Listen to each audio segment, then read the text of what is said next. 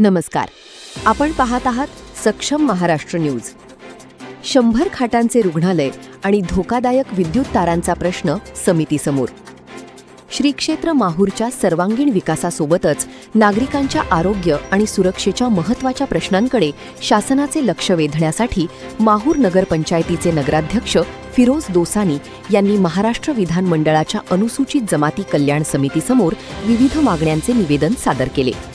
माहूर शहर आणि तालुक्यातील नागरिकांसाठी सध्या ग्रामीण रुग्णालयाची सुविधा उपलब्ध आहे. मात्र गंभीर आजार, अपघात किंवा आपत्कालीन परिस्थितीत रुग्णांना पुढील उपचारांसाठी इतर शहरांकडे हलवावे लागते. ही समस्या लक्षात घेता माहूर येथे प्रस्थापित 50 खाटांच्या उपजिल्हा रुग्णालयाऐवजी 100 खाटांचे सर्व सुविधायुक्त शासकीय उपजिल्हा रुग्णालय मंजूर करावे अशी प्रमुख मागणी करण्यात आली आहे.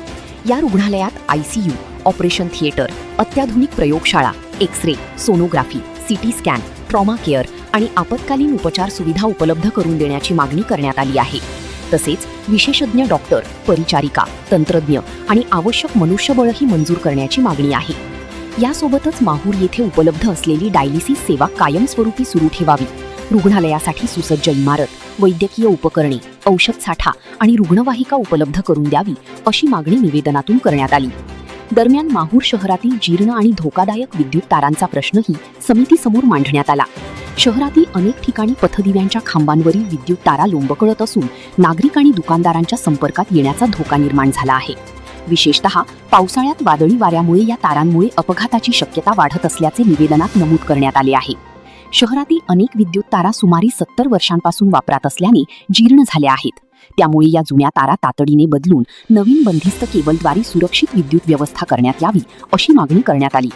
माहूरचे धार्मिक आणि पर्यटन महत्त्व लक्षात घेता नागरिकांच्या आरोग्याचा आणि सुरक्षेचा हा प्रश्न शासनाने गांभीर्याने घेऊन दोन्ही मागण्यांवर तातडीने सकारात्मक निर्णय घ्यावा अशी मागणी नगराध्यक्ष फिरोज दोसानी यांनी केली. यावेळी उपनगराध्यक्ष नाना लाड, नगरसेवक प्रतिनिधी आकाश कांबळे, अफसर अली, सुमित खडसे आणि आशू पठाण उपस्थित होते. ग्रामीण प्रतिनिधी शरीफ शेख. अशाच स्थानिक आणि महत्त्वाच्या बातम्यांसाठी पाहत रहा सक्षम महाराष्ट्र न्यूज. सत्य, सक्षम, समर्पित.